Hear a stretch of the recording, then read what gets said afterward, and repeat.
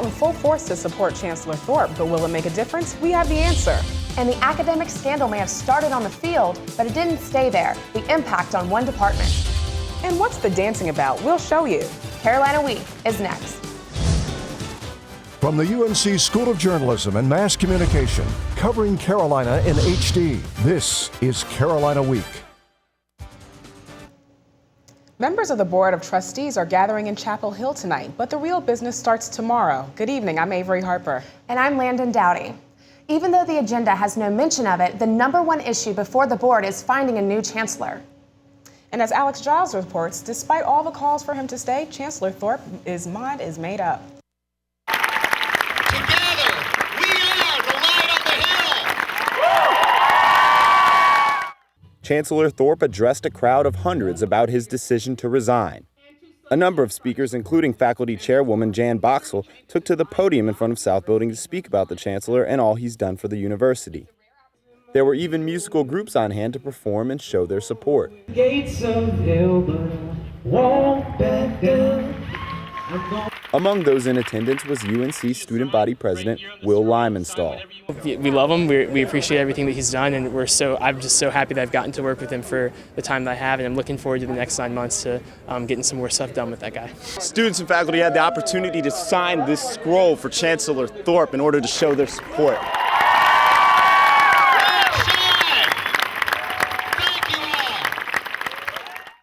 Some students, like UNC sophomore Peter McClelland, are in favor of Thorpe's decision to resign. He is the face of this university, and to move beyond an era like this in our history, it is oftentimes necessary, and I think in this case necessary, to change leadership.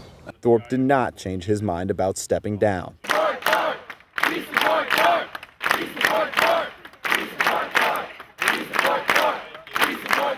In Chapel Hill, Alex Giles. The African and Afro-American Studies Department has been under intense scrutiny following the discovery of academic misconduct by one professor. I found out how the department's students and new leadership are reviving the department. Dan Pride is a senior and leader of the AFAM Student Union discussing ways to improve the Department of African and Afro-American Studies. The union is a group of students that has grown more prominent since an academic scandal linked to former UNC football player Michael McAdoo and disgraced AFAM professor Julius Ngoro. Pride doesn't mince his words about the scandal. The AFAM department has been scapegoated. Based on interviews I conducted with AFAM students and letters I read from the faculty, they feel that they're being singled out. To think that this kind of thing doesn't happen in other departments also says something about this scandal as a whole, because this kind of thing, I'm sure it doesn't only happen in our department. The department, housed here at Battle Hall, has taken several steps to repair its reputation after the university's investigation. Under the leadership of its new chair, Dr. Eunice Saleh, who declined to comment, the department has a new name. Beginning in the 2013-2014 school year, it will be called the Department of African, African American, and Diaspora Studies. It has a new curriculum with more classes cross-registered with other departments in the College of Arts and Sciences, and more rigid governance policies to give the department a more transparent workflow. Saleh told the UNC Board of Governors, "I can promise you that as we rebuild our department, the unethical professional practices contained in the dean's report will never occur again in our unit." Pride says the changes are long overdue. It reflects the direction that the field is taking. At the conclusion of their meeting, Pride and other students in the AFAM Student Union agreed to continue their work to improve the department's image at UNC. The AFAM Student Union's outlook for the department is positive. Members met with faculty leadership on Monday to discuss ways to proceed. Some UNC students are getting to know the Honor Code even better this year. The Exercise and Sports Science Department now requires all of its students to complete an online Honor Code module. It's a series of slides with information and examples, followed by a quiz on each Honor Code section. Students in the department have to turn in a signed certificate to each of their professors proving they've completed the training. Exercise and Sports Science is the only department that requires the module right now, but the Honor Court hopes others will soon follow suit. Still nothing new from police tonight on the death of UNC student Faith Hedgepeth. We do know that there have been no arrests, and tonight, on what would have been her 20th birthday, friends and family are remembering Faith. They're raising money at Red Robin in Durham for a scholarship fund in her name. Hedgepeth was a waitress at the restaurant. 15% of proceeds will go towards the scholarship. And do you drive a Toyota? You should probably make sure you lock it up at night. Cars like this one are the most stolen cars in Chapel Hill, and the number of thefts is on the rise. Toyota models have been the primary target because their parts don't change from year to year, making them easier to sell. Police say the majority of Toyota thefts happen near Martin Luther King Boulevard and Hillsborough Street, particularly the apartment complexes along MLK between Chapel Hill Town Hall and Hillsborough Street. Police say to keep an eye out for people looking in car windows and lurking in parking lots. Parking and tuition aren't the only things getting more expensive at UNC. Students may soon have to pay more to ride the bus. The Student Fee Advisory Subcommittee has voted to approve an increase to student transit fee. If approved by the administration, UNC students will see a bill for an extra $23.50. That would raise the transit fee to nearly $160. It's part of the Department of Public Safety's 5-year plan to shift transit costs from the university's parking services to the students.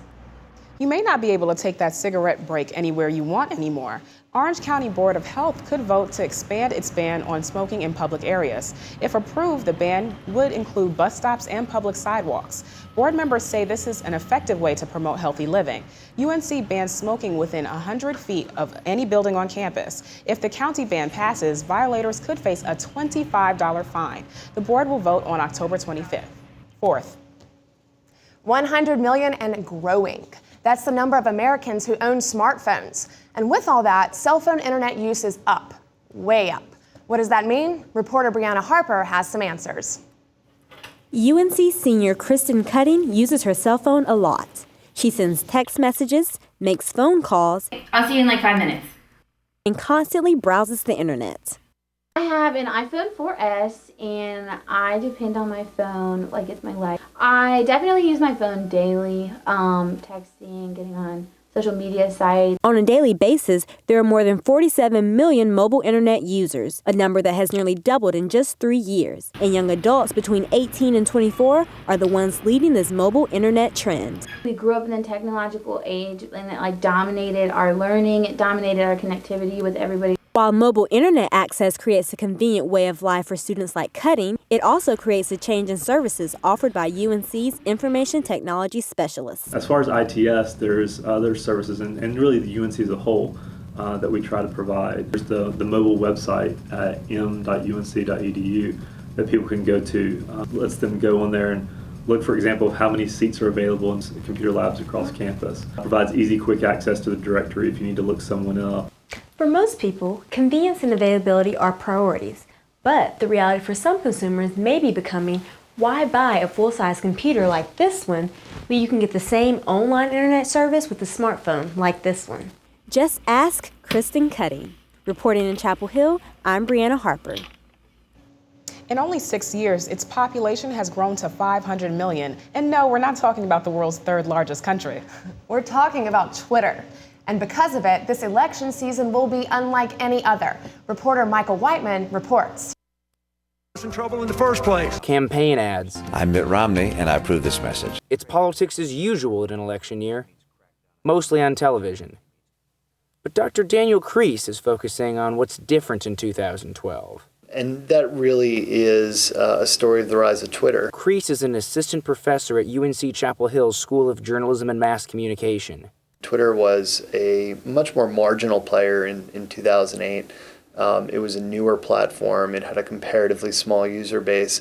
Now in 2012, you're seeing things on the scale of, over 50,000 tweets a minute during President Obama's speech at the convention. Kreese believes that Twitter and other forms of new media allow more people to write about politics in public, leading to a more inclusive political arena. But does reducing often complex political issues to 140-character taglines run the risk of dumbing down democracy? When you think about political slogans, I like Ike was used to great effect, 60 years ago. I think Twitter becomes just another platform for having these sorts of debates. Reporting in Chapel Hill, I'm Michael Whiteman. Various organizations are on campus to make sure UNC students are registered to vote.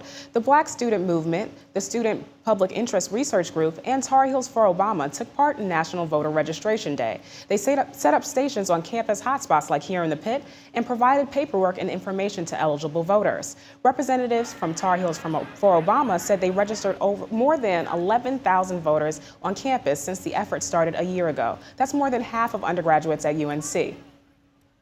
Will you be better off than your parents once you're a part of the working world? Most of you won't. We have the story. And think you can multitask and still make an A? Well, think again. Details coming up.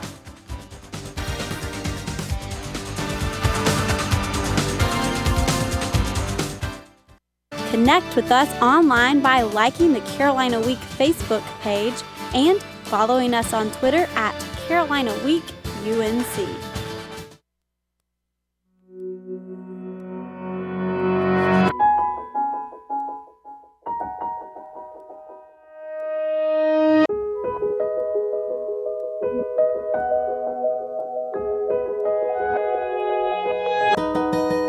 For those dealing with the daily struggles of caring for a loved one, we hear you. That's why AARP created a community with experts and other caregivers to help us better care for ourselves and the ones we love.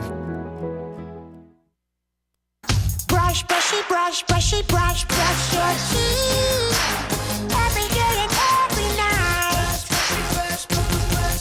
Now it's your parents' turn. Here's what you gotta do. Let them have your toothbrush so that they can brushy brush your teeth. Good job, you're almost done. 5, 4, 3, 2, 1. That's it. Help your teeth stay healthy. Brushy brush with a grown-up every day.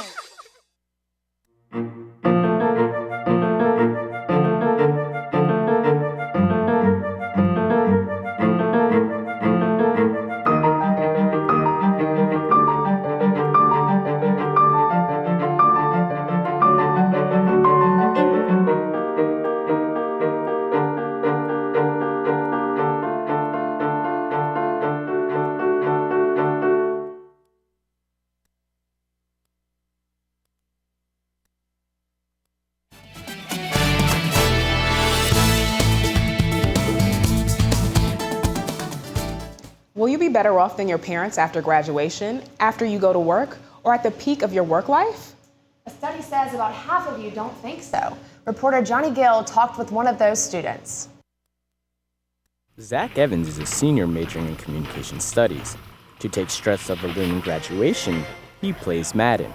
But on the back of his mind, the only real play he's worried about is getting a job.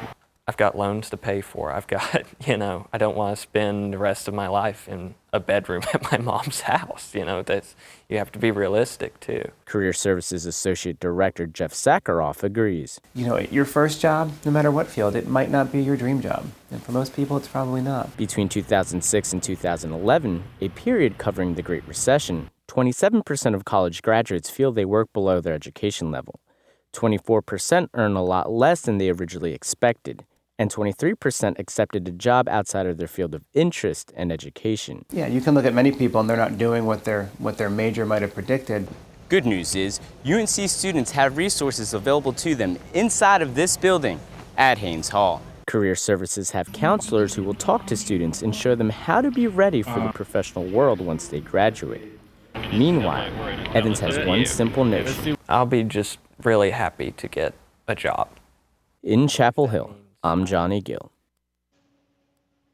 Feeling like you've mastered the art of doing your schoolwork while 2 or 3 of other things at the same time? Well, you're wrong. According to a recent study, Julian Caldwell reports.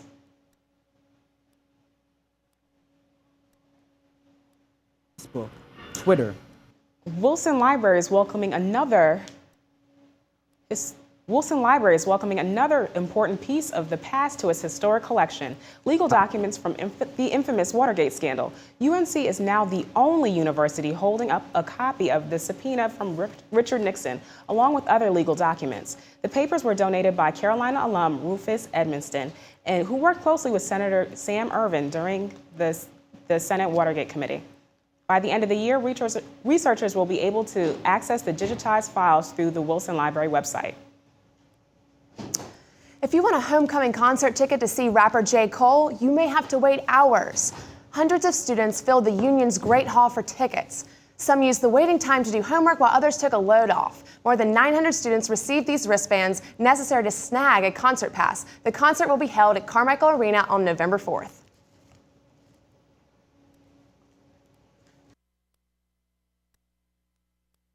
Absolutely beautiful. It sure is, but what does the rest of the week look like? Katie McGee has the forecast coming up next.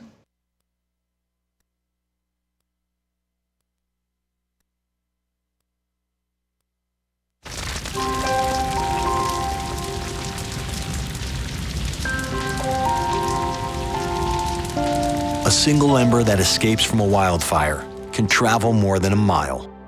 That single ember can ignite and destroy your home or even your community. You can't control where that ember will land, only what happens when it does. Get Fire Adapted now at fireadapted.org. You're on your way to meet up with friends, but you can't seem to get anywhere quickly. You don't want your friends to be annoyed, so you text. You're on your way.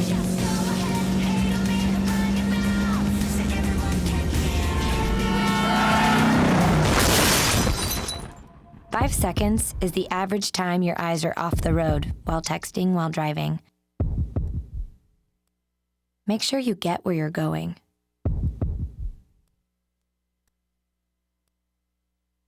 So, I just moved in with this family, and it's embarrassing. The little one, he likes to go outside and crawl around in the giant litter box. I don't know what he's doing. I mean, I was born and I knew how to use the litter box. Look at that. That's disgusting.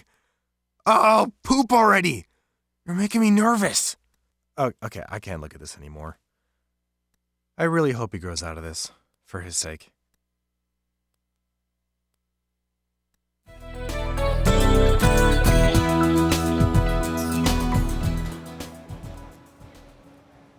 Hi, I'm meteorologist Katie McGee, and welcome back to Carolina Week. Looking at today's weather, we definitely experienced temperatures a lot higher than we've been spoiled with this past week, and sadly, this won't be the end of it. We'll be taking a look at what appears to be a heat wave that'll be heading our way these next couple of days. Unfortunately, in store for us also is a bit of rain this weekend. We'll be taking a look at whether that will be earlier and affect our football game or happen later on and be safe for us. And then also the question on everyone's mind, when will we finally get to this fall weather we've so been craving? Looking at the satellite image for today, we can see relatively clear skies over North Carolina. Very cloudless day we had today. That's because of a high pressure system that's been in our area. However, what we really want to keep our eye on these next couple of days is this cloud mass up to our northwest. And as we pan out to a broader view of the United States, we can see this cloud mass actually stretches all the way from the northeast down. And this has brought a lot of severe weather to the Midwest, as well as a lot of precipitation. This precipitation is indicated by green on our surface map, and that's in association with this cold front, which brings a lot of severe weather usually. However, it should not impact us severely later on this week. As you can see, we have this high pressure system, which brings us just a lot of clear, warm weather, which is what we've been experiencing. Taking a look ahead at tomorrow, we can see this cold front slowly but surely making its way straight for us while we still experience the clear skies and the high temperatures with that high pressure system. Looking ahead at tonight, again, we can see those clear skies with temperatures dipping down into the low 60s, maybe upper 50s as well. We should also have a light breeze that'll help keep things cool tonight, as well as tomorrow, which we'll really want that cooling off with temperatures reaching up into the high 80s. And then we'll also have a clear sunny day, which will keep things hot for us. So make sure you account for that. Also, looking ahead at our fast forecast later on, breaking tomorrow down just a little further so you know what to expect. Around 8 a.m., we're expecting temperatures in the low 60s. However, that will rapidly climb when we're expecting temperatures to reach the low 80s by noon and then cooling off to the low 70s by 8 p.m. Luckily, that heat will cool off in time for our football game this Saturday, 3:30 kickoff against the Idaho Vandals. Tailgate at 3:30 kickoff will be a little earlier, so temperatures will be cooler around 69, so make sure you bring a light jacket or sweatshirt with you. And then kickoff, we're expecting temperatures in the upper 70s. A very cool day, perfect for football, and then post-game 74. Looking at our 5-day forecast, we can see again those high temperatures tomorrow, and as that cold front moves in, we can see a warmer day as temperatures decrease, and our chances for precipitation should increase. Thank you for that, Katie. No problem. I'm looking forward to the warm weather this weekend. Oh, goodness, yeah, this weekend, and then definitely, finally, the crisp mornings we've been waiting for. All right. My favorite part. Thank you so much. Feel like you've mastered the art of doing schoolwork while doing one or two things at the same time? Well, according to recent studies, you're wrong. Julian Caldwell reports. Facebook, Twitter, cell phone, and oh yeah, a book. Now you're ready to start your homework, right? At least that's the case for many college students, like sophomore Lily Pittman. I would tweet occasionally, especially if I'm reading something like super interesting. And I would also like carry on conversations through text messages. But a recent study suggests Pittman's grades would be better if she just focused on homework. Neurologist Anna Felix agrees, saying it may seem like you're successfully multitasking. But in reality, you're simply shifting one task, doing as much in that task as you can, and then going on to the next task. And you have to remember to finish the first task. Pittman thinks multitasking may affect how fast she does her work, but not the quality of it. But Felix says it actually does both, comparing the mind to a magic 8-ball. If you try to do that really fast, the 8-ball will actually be very confused and you can get it to not work. And so multitasking is not unlike that. If you push people hard enough, they'll multitask and be less and less efficient over time. Unlike her friend Pittman, sophomore Asa Kelly wants no distractions. Because I was just distracted. I could tell you what happened on the TV show, but I couldn't tell you like what I learned. Like I was writing, but I wasn't retaining. Pittman says that it depends on the person. If they just can't focus, they just can't focus. It's not my issue. I don't have a focusing issue. And she has some guidance for new students. My advice would be for them to know themselves and to know their limit and whether or not they need that silent room. But whether you're a B- student or a budding valedictorian, if you put down the phone and computer while you work, researchers say your grades may improve. In Chapel Hill, I'm Julian Caldwell. After the break, we'll update you on Coach Williams' cancer scare. And we'll tell you why the men's soccer team might find it difficult to score Friday in Durham.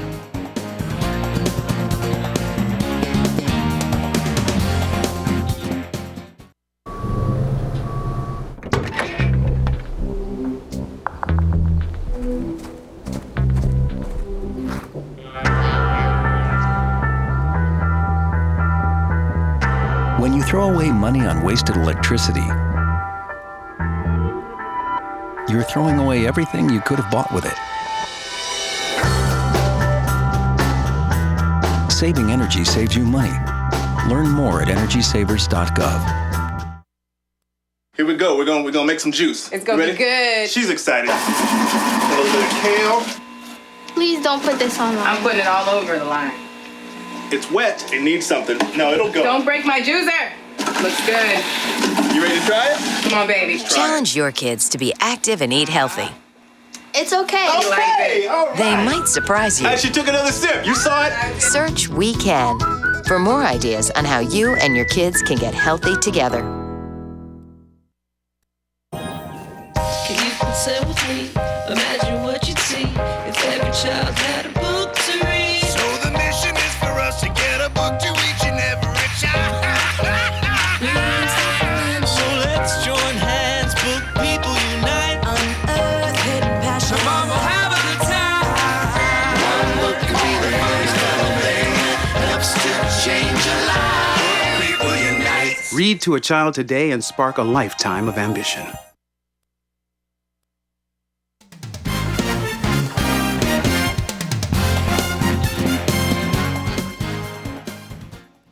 And we told you last week about Coach Williams' successful surgery to remove a tumor from his right kidney. Doctors have determined that the tumor is benign. Williams also has a tumor on his left kidney, but doctors believe that tumor is also benign. A biopsy is scheduled for next week. And the men's soccer team escaped with a 1-0 victory over Wofford last night, but things didn't get off to a good start. As midfielder Martin Murphy lined up a free kick within the first 10 minutes, the ref saw something in the box that he didn't like. He gave forward Andy Craven a red card for what head coach Carlos Omuano says was an accidental elbow to the face of a Terrier defender. You see Craven and Jordan Gaffa trying to explain the situation to the referee, but Carolina was forced to play a man down for the remainder of the match, which was a long time because the game was tied at the end of regulation. Craven had to watch the rest of it from the stands and is suspended for Friday's game at Duke. The Heels were ultimately able to celebrate as they scored the golden goal in the second overtime. But how does Somoano feel heading to Durham without Craven? It's like I tell everybody, I'd rather play with Andy, but if we can't, then we'll play with the next guy, and they'll be ready. So, you know, we're missing a lot of guys up front, which is making it hard for us to put balls away.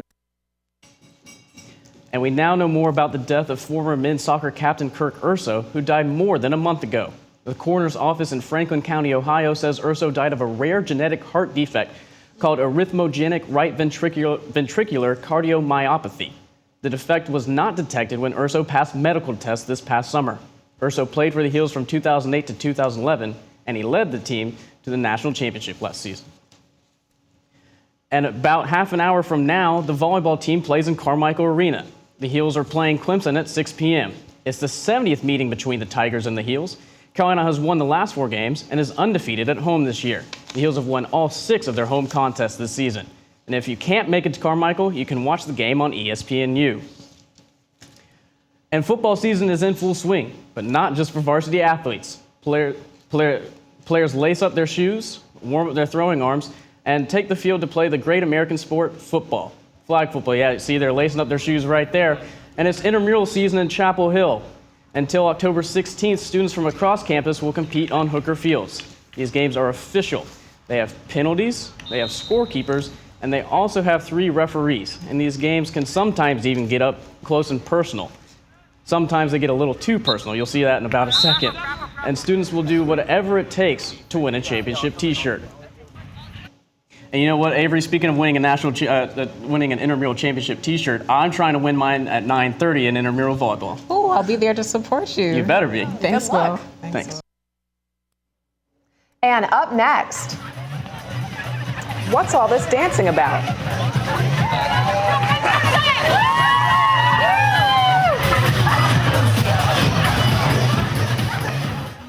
If you have a story idea, call Carolina Week at 919-843-8292 or email us at carolinaweek@unc.edu.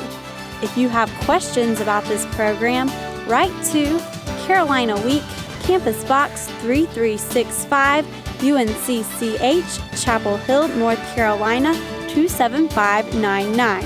Be sure to check out Carolina Week online at carolinaweek.org. Thank you for calling your GED Pep Talk Center. All right, now are you ready for your GED Pep Talk? Being nervous is okay. It just shows that you're serious about getting your diploma. A lot of things are scary.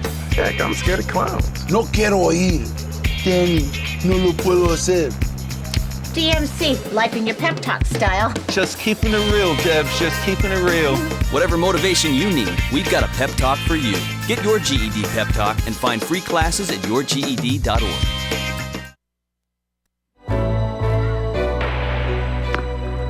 The first day stepping on the court, I couldn't keep up. That motivated me to step up my game. When I reach a goal, I set a new one the next day. And my next goal is to go to college. Mastering the court takes persistence. So does getting into college. I've got what it takes. So do you.